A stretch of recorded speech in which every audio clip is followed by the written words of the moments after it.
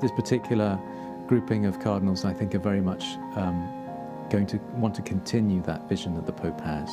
The Pope opens his 9th papal consistory in Rome as he adds to the body of cardinals who will help decide the future leadership of the Catholic Church.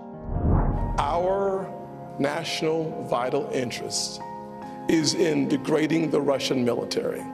7 candidates take to the stage as they audition to become the next Republican presidential nominee. Missing from the debate, former President Donald Trump, polling ahead of all of them by wide margins. Over my shoulder, you can see the iconic bonnet that Elizabeth Ann Seton wore. It's the only known part of her habit. And understanding the first American-born Catholic saint, we take you to a new interactive museum designed to teach pilgrims about the amazing life of Saint Elizabeth Ann Seton. EWTN News In Depth starts now.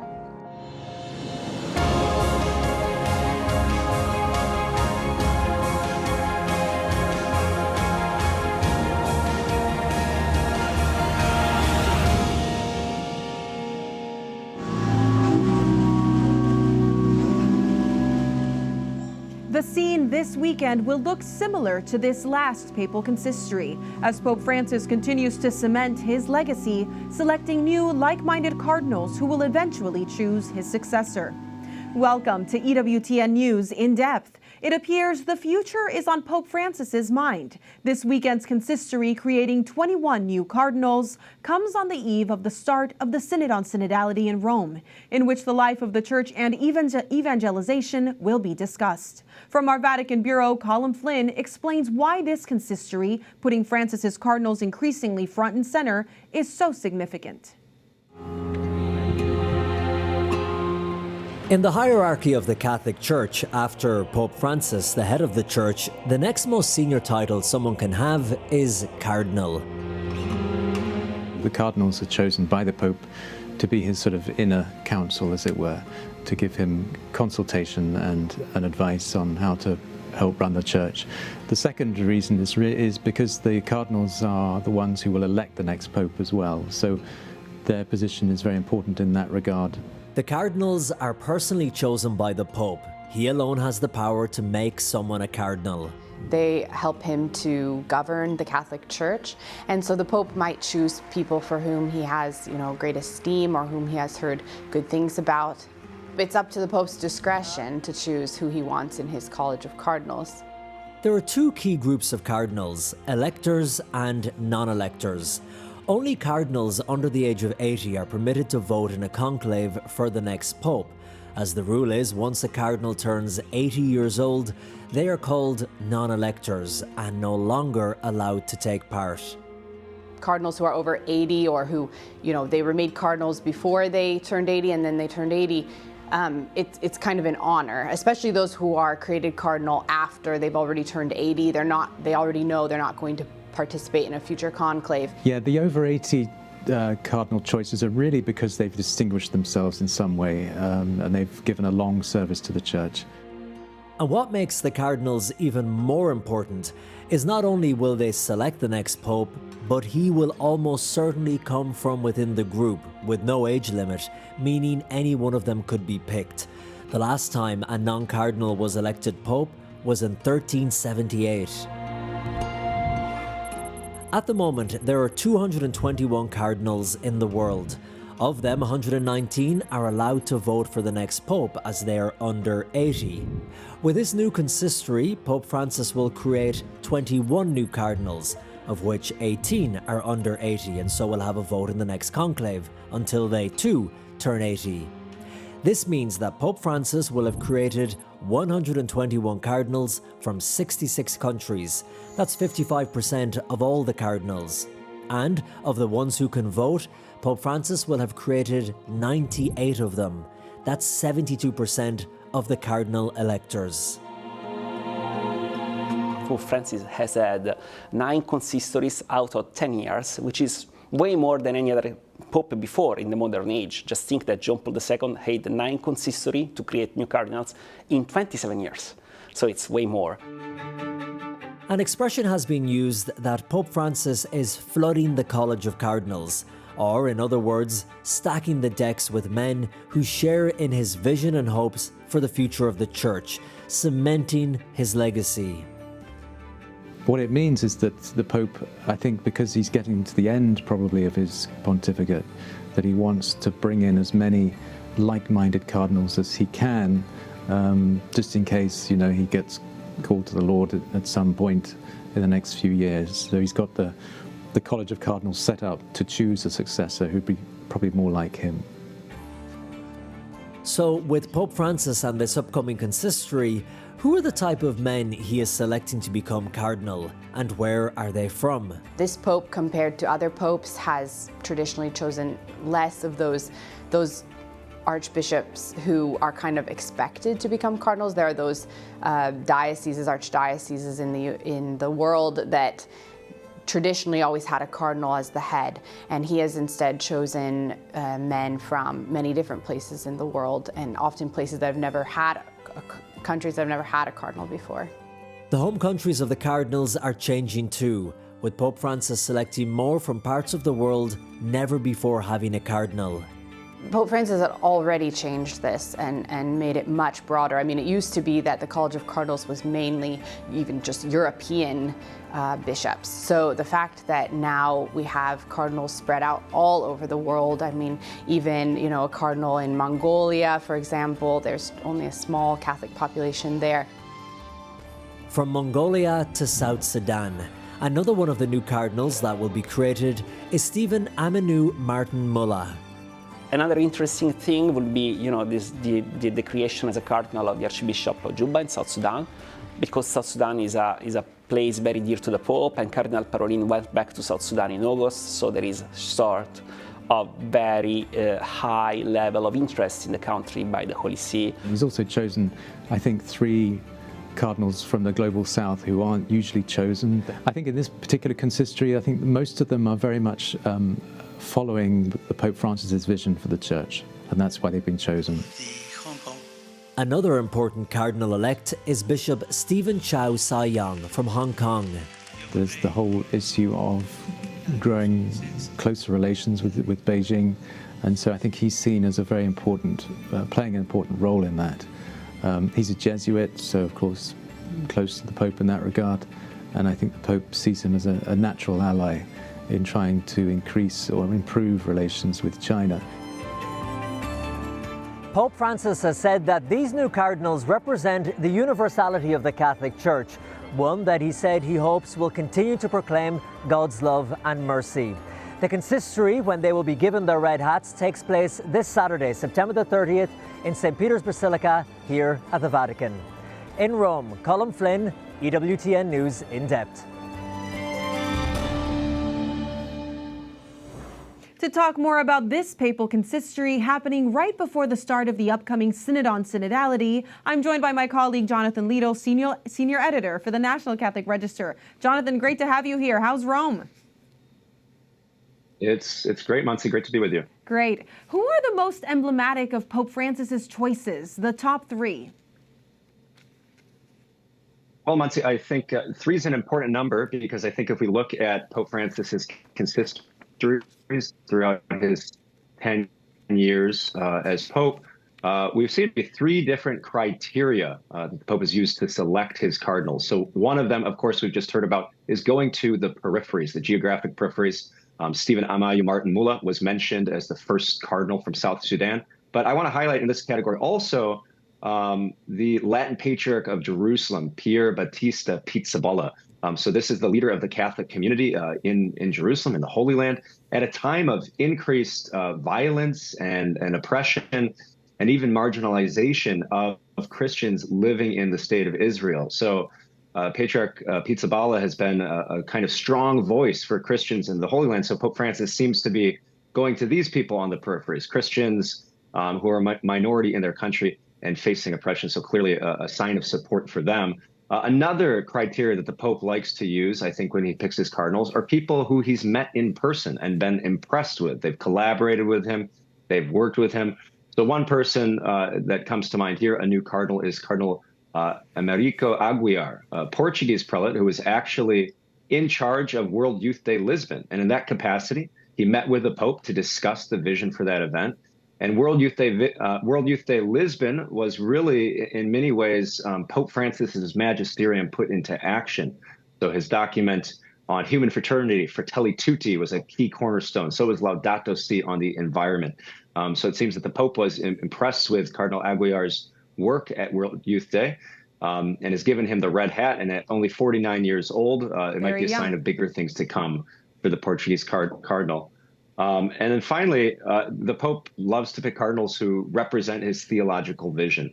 And I think you can have no more emphatic of a statement in that regard than Cardinal Victor Manuel Fernandez, fellow Argentinian, a long history of friendship and collaboration with Pope Francis, his theological advisor, his ghostwriter on some of his most important papal documents.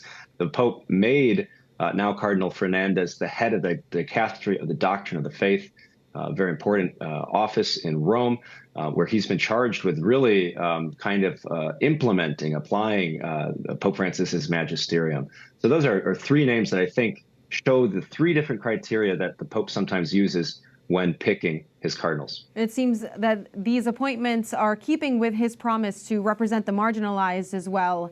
Well, let's look at what Pope Francis is doing to outpace other popes in recent history. He's called 9 consistories in 10 years. Has any other pope called this many in so few years? No, Montse, this has really become a hallmark of Pope Francis. The number of consistories, the number created, and of course, this consistory on September 30th, 21 cardinals created, which is the most during his pontificate. So the size of the College of Cardinals, of course, has swelled to 136, which is beyond the normal precedent. And it's also at the same time, though, that the Pope has expanded the size of the College of Cardinals and has expanded the geographic diversity. It's very interesting to note that there have only been 2 instances of the College of Cardinals meeting before these 9 consistories. And these pre-consistory meetings are often times where the College of Cardinals, coming from different parts of the world, so they can get to know each other. They can talk about issues in the life of the church. So you have this interesting dynamic where more cardinals than ever before from all parts of the world, but less opportunities perhaps to know each other, which in the event of a future conclave could definitely have an impact. That's definitely necessary. Well, the Cardinal-elect from Hong Kong, Cardinal Stephen Chow, said something after a press event yesterday that is either politically correct or worrisome, or a take on Pope Francis's desire for us to be good Christian witnesses rather than rely on proselytism.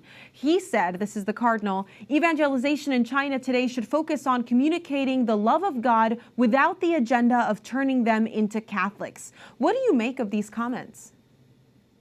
Yeah, well, I think a lot probably hinges on the meaning of the word agenda and turning them into Catholics. I think in some sense it does echo a longstanding theme of Pope Francis's, which you mentioned, which is that we need to evangelize, not proselytize. Evangelization attracts. Evangelization proposes, where proselytization imposes. And it could be that Cardinal Chow is simply saying, the goal isn't to just force someone to become Catholic, but really by the beauty of your life to attract them, right? The holiness of the saints and the holiness that hopefully we're living in our lives. But certainly in the backdrop of a comment like that is the situation for religious liberty in China, which of course is very difficult. And it can be very difficult to express and live the Catholic faith fully there as well. So it might be one of those comments, Montse, where you can kind of read it how you want to read it. And maybe Cardinal Chow said it that way precisely for that reason. Yeah, something on purpose.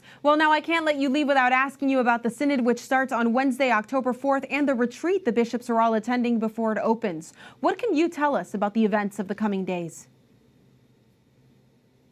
That's right.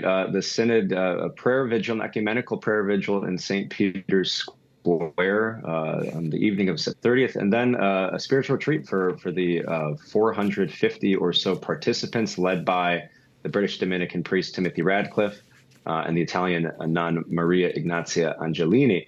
So beginning in prayer, but then getting right into it on October 4th, a mass celebrated by the Pope and public statements by key synodal figures such as Cardinal Mario Grech and the General Relator Cardinal Jean-Claude Hollerich.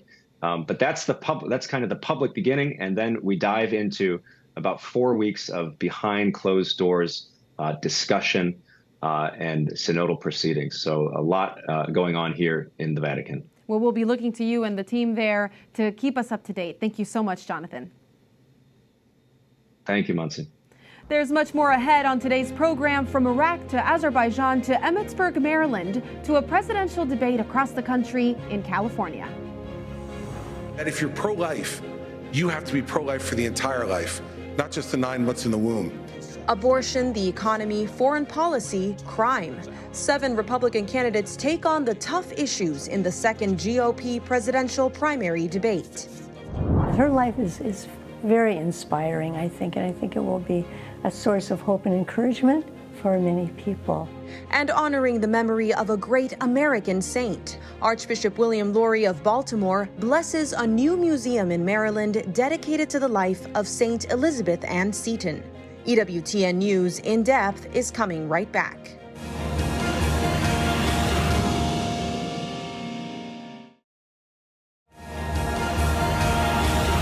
Where's Joe Biden? He's completely missing in action from leadership. And you know who else is missing in action? Donald Trump is missing in action. He should be on this stage tonight. He owes it to you to defend his record. The second Republican presidential debate this week held at the Ronald Reagan Presidential Library in Simi Valley, California. But conspicuously absent from the stage, Republican frontrunner Donald Trump. The debate on Wednesday night saw candidates jockeying to answer questions out of turn, often talking over each other to get camera time. All of them need to make gains in the polls to stop what appears to be a Trump steamroll. Mark Irons has our report. The former president, he's missing in action tonight. While facing federal felony charges, former President Donald Trump continues to hold a commanding lead in polling among Republican White House hopefuls. After skipping the first debate last month, he saw no need to take part in the second GOP presidential debate this week. Some fellow Republicans have accused Trump of ducking his responsibilities to voters. And let me tell you what's going to happen. You keep doing that, no one up here is going to call you Donald Trump anymore. We're going to call you Donald Duck.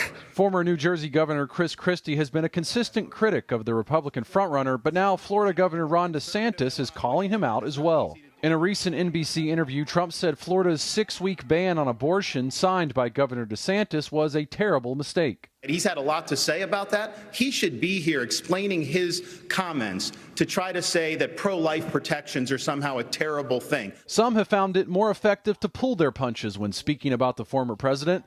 Entrepreneur Vivek Ramaswamy may hope to draw Trump supporters to his campaign. I think Trump was an excellent president, but the America First agenda does not belong to one man.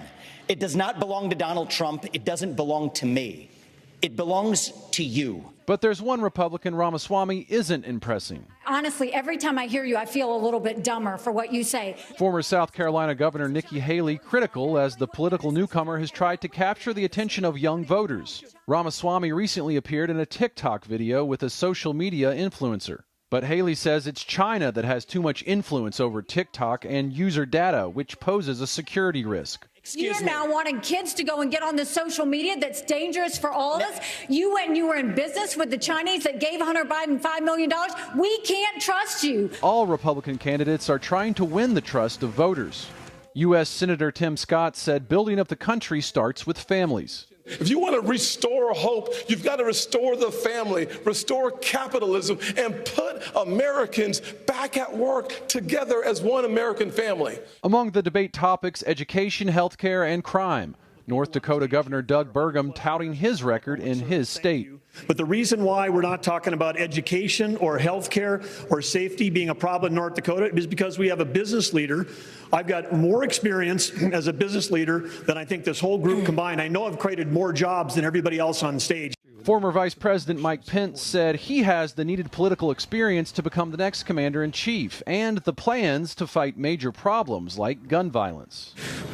I am sick and tired of these mass shootings happening in the United States of America. And if I'm president of the United States, I'm going to go to the Congress of the United States, and we're going to pass a federal expedited death penalty for anyone involved in a mass shooting. Pence, a vocal Christian, may support the death penalty, but it is opposed by Catholic teaching. The Catechism of the Catholic Church states, the death penalty is inadmissible because it is an attack on the inviolability and dignity of the person. Catholic Governor Ron DeSantis supports the death penalty in Florida. He's also an advocate for unborn babies. DeSantis says he'd support a national 15-week abortion ban if he became president. In years past, Catholic Chris Christie has also shared his support of the death penalty. On the debate stage, he provided this perspective on his pro-life views. If you're pro-life, you have to be pro-life for the entire life, not just the 9 months in the womb. We need to make sure that for the drug-addicted 16-year-old on the floor of the county lockup, her life is precious too. School choice and parental involvement in education was also discussed at this week's debate. And really bring in that parental involvement, that's when we'll start to see a difference. But we've got to get parents back included. And parental rights to know how children choose to identify in schools also came up. A broader conversation about gender continues across America. I have to be very clear about this. Transgenderism, especially in kids, is a mental health disorder. We have to acknowledge the truth of that for what it is. The next Republican debate will take place in November. Mark Irons, EWTN News In Depth. That next debate will be on DeSantis and Trump home turf. The matchup is scheduled for November 8th in Miami, Florida. All of the candidates will have to meet an increasingly higher threshold in the polls and in donor dollars to make the cut. Stay with EWTN News as we continue coverage of the 2024 presidential election, the debates, candidate interviews, polling, and analysis from a Catholic perspective. Coming up next, the Christian community in Iraq mourns those lost in a freak fire at a wedding celebration, and a humanitarian crisis and mass exodus as Azerbaijan takes control of a once autonomous zone populated by ethnic Armenians. Top news ahead in the Weekend Review.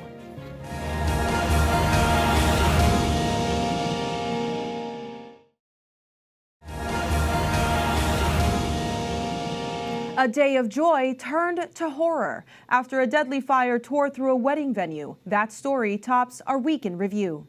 It happened in the village of Karakosh, Iraq, a majority Christian town in the heart of the Nineveh Plains.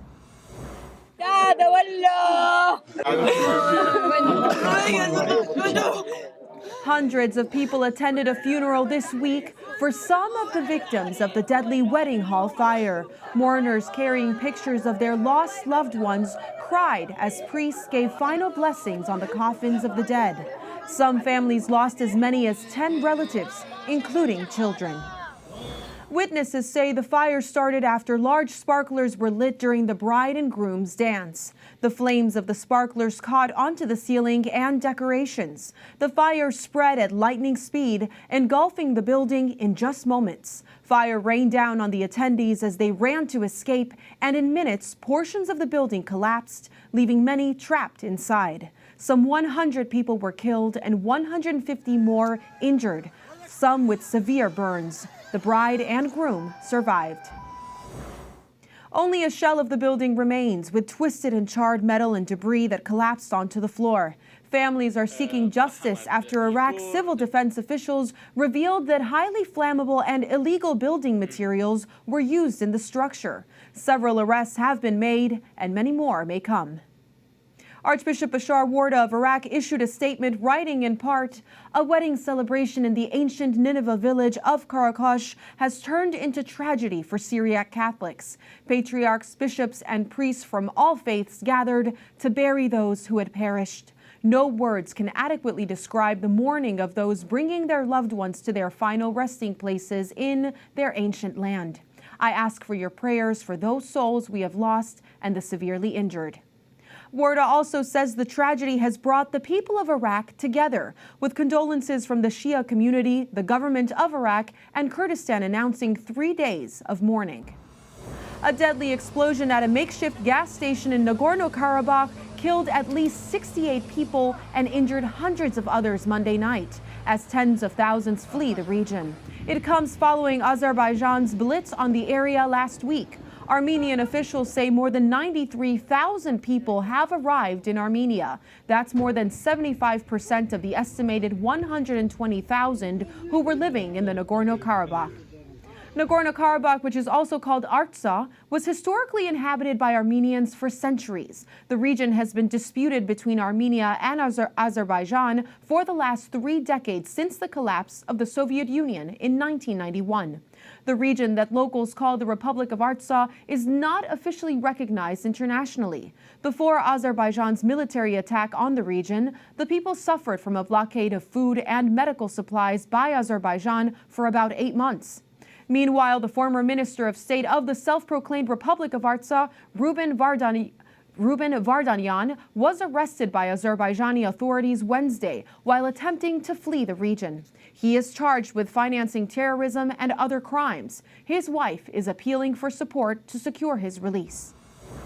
And the president of Artsakh issued a decree on Thursday calling for all institutions and organizations of the republic, which again is not recognized internationally, to dissolve on January 1st, 2024. Michael Rubin, a senior fellow at the American Enterprise Institute, is an expert on the region and has been following the developments closely. Thank you so much for joining us, Michael. Hey, thank you for having me. Our viewers have been following the tragedy of the indigenous Christian population in Armenia. What is motivating the political reality, Turkey and Iran, that are backing Azerbaijan against Armenia? Well, you know, some people might say this is just a diplomatic dispute over this territory called Nagorno-Karabakh. But the reason why so many people believe it's so much more is whenever Azerbaijan has gained possession of territory in which Christians live, they've destroyed churches, they've destroyed millennia-old graveyards. If you look at Azerbaijani school books, they describe the Christian community as a cancer which needs to be excised. This is why so many people in the region first don't trust Azerbaijan when they say, don't worry, we'll protect you, and at the same time believe that this really is the Armenian genocide version 2.0. Yeah, it's very frightening. Well, let's get into that. What does the arrest of the former head of Nagorno-Karabakh signal for this conflict and the community there? Well, it signals nothing good. Because remember, again, in the original Armenian genocide, in which over a million Armenians were killed back between 1915 and 1921-22, what started that Armenian genocide was the arrest of Armenian political leaders and intellectuals. And so many Armenians see a parallel to what we've seen in recent days with the arrest of the self-governing elected officials in this undeclared, unrecognized country called Artsakh. Remember, none of these officials were accused of any violence, of any terrorism. They were just accused of representing their own publics. And if we look at Freedom House, which ranks countries based on democracy and dictatorship, Azerbaijan is among the worst dictatorships in the world. Artsakh, which has now been conquered, was counted as a democracy. It was a big, big blow to the community there. Half of the population after the ceasefire has left. And Samantha Power, a genocide expert and current head of the USAID, was on the ground but refused to agree with the words of Armenia's prime minister, who has called the blitz on this autonomous zone ethnic cleansing. Do you agree with this assessment? And should other government leaders also be careful about labeling this ethnic cleansing? No, this is ethnic cleansing. The most obvious example of it, Samantha Power, if I can be blunt, is showing herself to be an absolute coward here. The fact of the matter is she is doing everything which she criticized in her book, A Problem from Hell, which was a study of how the Americans had failed against the backdrop, for example, of genocide in Rwanda. So there's absolutely no excuse. The latest figures on the exodus from Artsakh is now close to 90,000 of the 120,000 Christians who are there. And I think it's only a matter of time until others leave. While Azerbaijan is saying, we're not forcing anyone to go, at the same time, there are on Telegram channels and other social media pictures of Armenian residents, of Christian residents, with Azerbaijanis offering to buy the women and the girls in a disgusting sort of parallel to what happened with the Yazidi genocide. Samantha Power is absolutely wrong and should be ashamed of herself. Well, they're also just making it impossible to stay. So the United States and others are now pressing for a UN monitoring mission in the zone to make sure human rights are not being violated. Can we actually expect movement on this proposal? Well, perhaps we'll get some movement on this, but the frustration is this is what the Armenians had been asking for the last few years. Why do people have to die? Why does one of the oldest Christian nations, this indigenous population in Artsakh, have to be ethnically cleansed in order for this to happen? If all the people of Artsakh are forced out, what exactly are the monitors going to be watching? So should there be monitors? Yes. Should that have happened? What have the American diplomats been doing in Baku, the capital of Azerbaijan, or Yerevan, the capital of Armenia, these past few years? It's uncertain, but tell us then, what happens to the people who choose to stay? You described the situation of these young girls and also to the churches and the Christian cultural sites of great global significance. Well, you're absolutely right. The cemetery in Jolfa, which was destroyed, the Azerbaijanis denied doing it, but it's on video and there's satellite imagery as well, had over 10,000 intricately carved, each unique cross stones.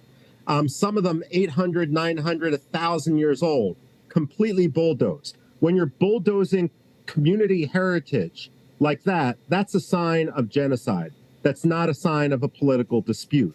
So what's going to happen to the people who remain? First of all, let's be clear. Azerbaijan has never controlled Nagorno-Karabakh before. It's always been self-governing. So this is different. The parallel is if China took over Taiwan, for example.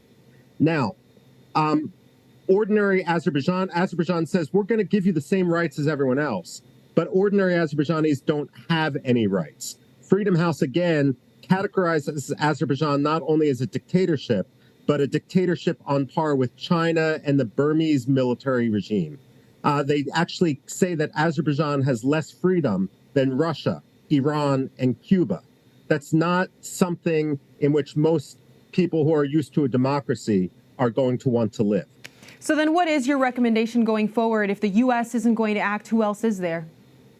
Well, first of all, the United States continues to provide military assistance to Azerbaijan on the fiction that Azerbaijan isn't going to use it against the Armenians. We see, television cameras don't lie in this case.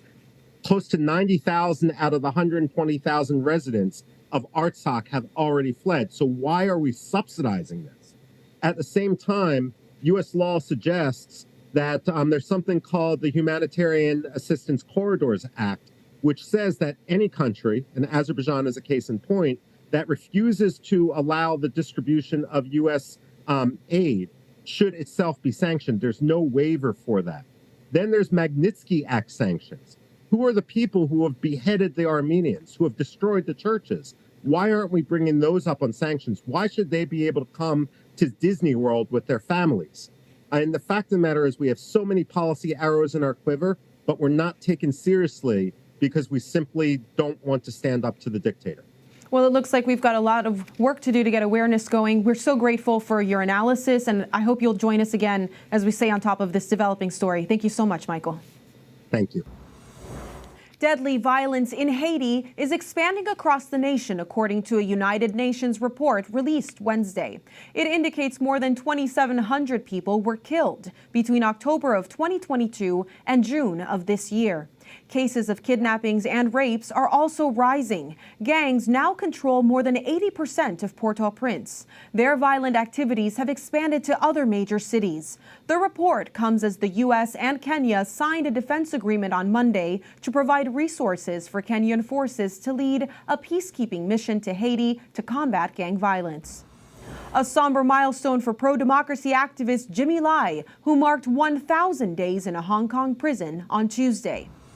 The billionaire media tycoon and Catholic convert was arrested in December 2020 under Hong Kong's national security law. He is facing several charges, including collusion with foreign forces. Lai, a British citizen, was the publisher of a pro-democracy newspaper, the Apple Daily, which the Chinese government raided and shut down.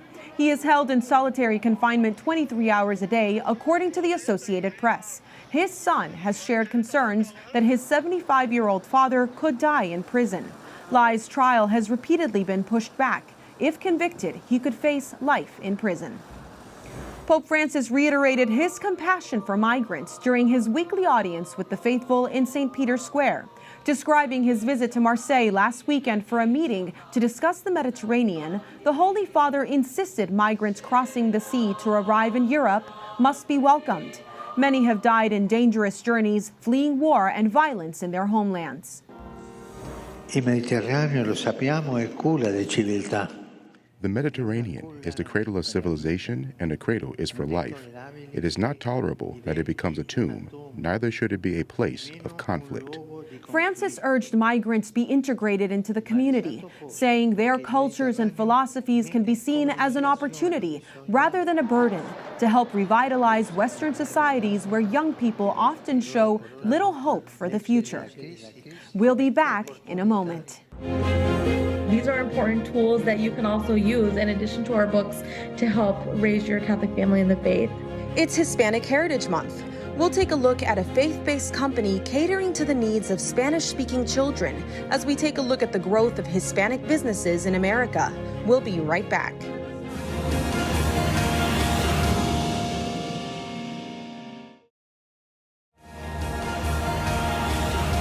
Across the U.S., we celebrate National Hispanic Heritage Month from mid-September to mid-October, with a look at how Latino Americans have contributed to our country. A new report from the Small Business Administration finds nearly 1 in 4 new businesses in America is Hispanic-owned. Those nearly 5 million businesses across the country generate more than $800 billion for the U.S. economy. We feature one of those new businesses now. Hispanic and Catholic-owned, Theotokos Kids is a unique company designed to spread the gospel to children with books in both English and Spanish. To discuss her children's faith-based books, we're joined by publisher Veronica Caballero of Theotokos Kids. Veronica is also an EWTN colleague. She's part of our outreach team working as a bilingual content creator. Veronica, it's great to have you here with us to talk about your company and your books. You and your husband started this publishing company 2 years ago. What motivated you to do this? Yeah, Montse, I'd like to begin by saying it's a complete honor to be here with you and to be able to share about this incredible project with our EWTN family. Yes, we began this endeavor 2 years ago, and what motivated us was a need that we saw in our own Catholic family. Our oldest was 9 months old to a year old, and she was diving into board books. I bought her a beautifully illustrated pricey Catholic board book. There weren't many on the market at the time, and it was a picture book. And she was reading through it, and I think the first time that she read through it, she ripped out one of the pages, and I took it away from her at once, and I said, we'll take this back out in 10 years. But obviously I was sad because I wanted her to receive this formation, and I wanted her to be able to enjoy these beautiful illustrations on the faith, but she wasn't able to because of her age level. That was one. And then another one was, even though we stumbled upon some Catholic resources, Catholic books, none of them were in Spanish. And 2 priorities for us were very important in raising our children: sharing the beauty of our Catholic faith and sharing our Latino culture. And so it was very difficult for me to read stories to her, and having to translate on the spot, it wasn't comfortable for her. It was a little strange for me. And so we knew that we needed some resources in Spanish because we only speak to ourselves in Spanish at home. And so thus was born Theotokos Kids. Now, why Theotokos? Theotokos, because my family has always been very Marian. When we got married, my husband and I, we went to Our Lady of the Basilica of Our Lady of Guadalupe in Mexico City to consecrate our marriage to the Blessed Virgin Mary. And everything that we do is for her son, through her intercession, through her, for her, with her, and in her. And so if we started this endeavor, we knew that it wanted to be for her as well. And then also Theotokos is Greek for the Mother of God. And so how fitting that this name would be Mother of God, a ministry for little ones. Right. And so that she would be able to help Catholic parents raise their little ones in the faith through this ministry as well. And so, and we wanted it to be fun. So we could have just called it Theotokos Kids, but we wanted it to be fun. And so it's Theotokos. I love that so much. I love the spirit of what you're doing. You're an American company that is trying to meet the needs of the Hispanic community, especially young Latino families. How is Theotokos part of this necessary outreach that the church and the laity need to provide? Yeah. Oh my gosh. So in just some recent research that I've been doing, and now with it being National Hispanic Heritage Month, some research that I've done from Dr. Hoffman Ospina from Boston College, the Department of Theology from Boston College.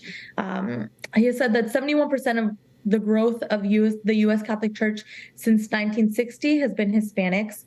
Hispanics account for 40% of the 78 million Catholics in the U.S. And in the U.S., 60% of Catholics under the age of 18 are Hispanic. Yes. And so these are incredible numbers when we learn them. And it's even more incredible or alarming to know that the resources for Hispanic Catholics, for this large growing community in the Catholic Church, are zero to none. There are almost no resources for Hispanic Catholics to be able to grow in their faith, to be able to lead the church in the future, to be able to lead, the church to heaven, and even less for children. And so just being a Hispanic Catholic family here in the U.S., we saw this need and we knew that something had to be done about it. And we joyfully answered the call, and we're joyfully here creating more resources for families just like ours that have the same need that we do. Absolutely an important need. Well, you have a new Marian collection featuring Our Lady of Guadalupe and Our Lady of Fatima. Why do you think these two apparitions are key to passing on the faith to children? We do. So Our Lady of Guadalupe is a patroness of the Americas. She's deeply beloved by Hispanic Catholics all over the world, but even more so in the U.S. And so we knew that this had to be one of our first books that we launched in the Marian collection, also because she's near and dear to our heart. Like I mentioned, we consecrated our marriage to her on our honeymoon. And then Our Lady of Fatima is actually a personal favorite apparition of mine. When we found out we were expecting our second little girl, we went on pilgrimage to Our Lady of Fatima and chose her name after Lucia of Fatima. Her name is Luciana, our second little girl. And so the messages that come about from these two apparitions are beautiful ones that I'm excited to share with little ones. Each of our books focus on a central theme or virtue or foundation, basis of our faith in a theologically appropriate way for little ones. And so the message of Our Lady of Guadalupe is that of trust in our Blessed Mother. It teaches little ones to really trust in her and love her and fall in love with her in a tender way, just like St. Juan Diego did. And then the message of Our Lady of Fatima is one of listening to our Blessed Mother, heeding to her call in the messages that she gives at Our Lady of Fatima, and to pray the rosary daily. And so these are two important messages that I'm excited to share with little ones all over. If you would like to find out more about Theotokos Kids or support their efforts to help educate children, a Kickstarter campaign is underway through the end of this weekend. Find out more at www.kickstarter.com and search for Theotokos Kids. When we return, a new way to remember St. Elizabeth Ann Seton. And the Vatican museums open up the famed Borgia apartment to show off the renovated work of a 15th century master artist. Images of the week ahead.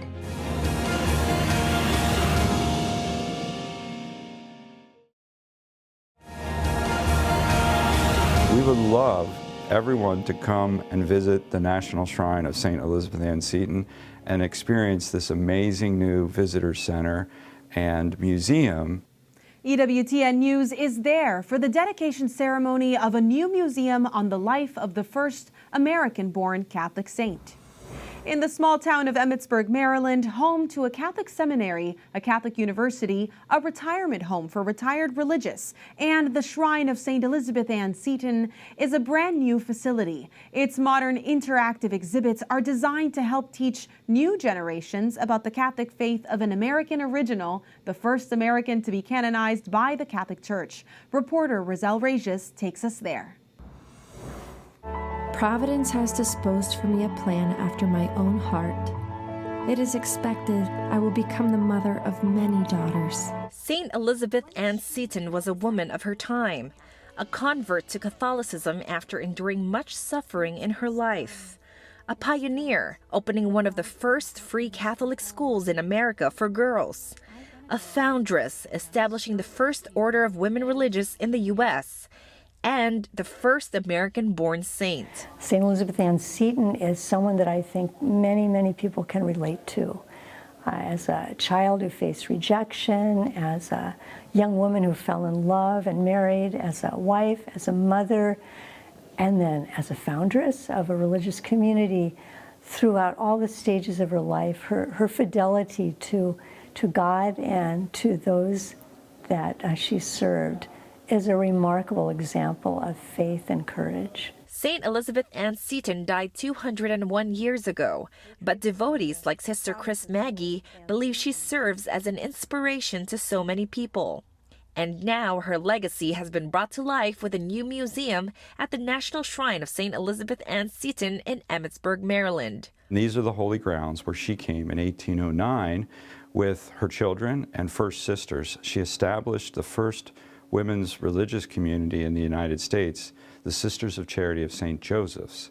Sisters then went out from these grounds all over the country and established orphanages, schools, and hospitals. Rob Judge is the executive director of the shrine. He explains that the goal of the years-long project to renovate the museum is to enhance the experience for pilgrims who want to learn more about St. Elizabeth Ann Seton. For those who don't know Elizabeth Ann Seton, they'll have a great introduction to who she was and is, so that as a saint, she can be their friend, she can be an intercessor. For those who know something about Elizabeth Ann Seton, hopefully they come and discover another aspect of her rich history and her faith. The new visitor center and museum cost $4 million and is the first significant renovation of the museum in 40 years. Program Director Tony DiUlio helped design the galleries that tell St. Elizabeth Ann's story from childhood to sainthood. He said it all started with an interpretive plan. What does this mean? Why is this thing important in this place to these people? That interpretive plan guided us in terms of what story we want to tell, and in terms of how we want to tell it, identifying our audiences, and then lining those things up. The exhibits feature artifacts, digital interactive exhibits, hands-on activities, and DiUlio's favorite, St. Elizabeth Ann's personal writings. One of the things I treasure most here is what we call Mother Seton's commonplace books, or her copybooks. We have 3 of her copybooks, and they're going to be displayed on rotation here. Visitors can come and look through her most intimate writings. The museum chronicles her life into 3 core galleries: Seeker, Servant, and Saint. Here we have the most iconic object in the museum, which is Mother Seton's shawl and bonnet. As archivist and historian for the Sisters of Charity of Cincinnati, Sister Judith Metz had a part in the fruition of the new museum. She hopes that St. Elizabeth Ann Seton's story can help others grow in their faith. One of the main things for me about Elizabeth Seton's life is her evolution of her faith and her deepening spirituality and connection to God through her, her evolving life. For visitors, I hope that they can find a real connection to her and be helped, in a sense, by her own spirituality to grow in their spirituality. And that's exactly the connection Jackie Abetamarco felt with the saint. Like St. Elizabeth Ann Seton, Abetamarco is a convert to Catholicism. During her battle with cancer, she looked to the saint's unwavering faith as a testament of God's love. On the opening day of the museum, she and her husband visited the shrine for the first time. I felt a closeness to her, the way that her, with Catholic traditions, made her feel closer to God.